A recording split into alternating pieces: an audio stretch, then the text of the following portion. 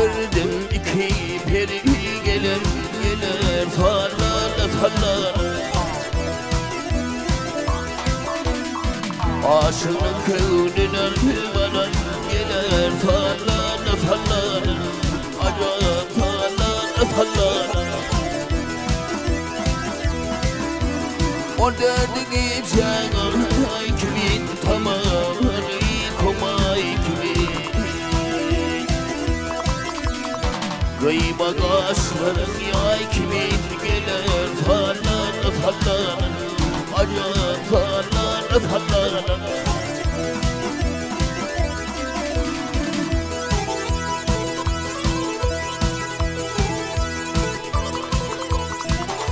İki peri kelle balık birbirine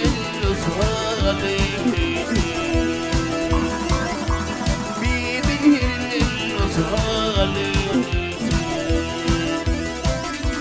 Gaya bakıp balın tanıp gelir Farlarla farlar Acayip farlarla farlar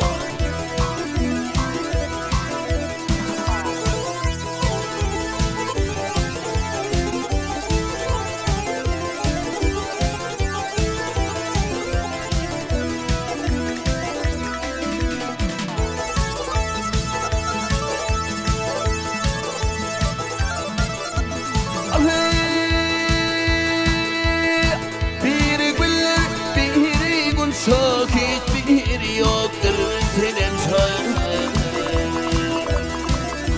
Hiçbir yoktur senin çağın Tamaşa ilerler parça gelir Farlarla farlar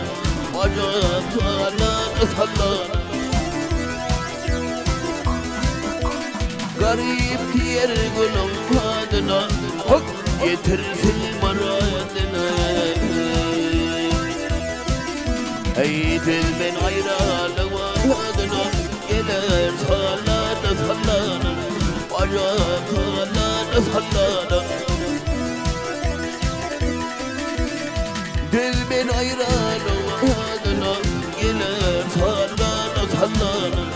Acayip farlarla farlar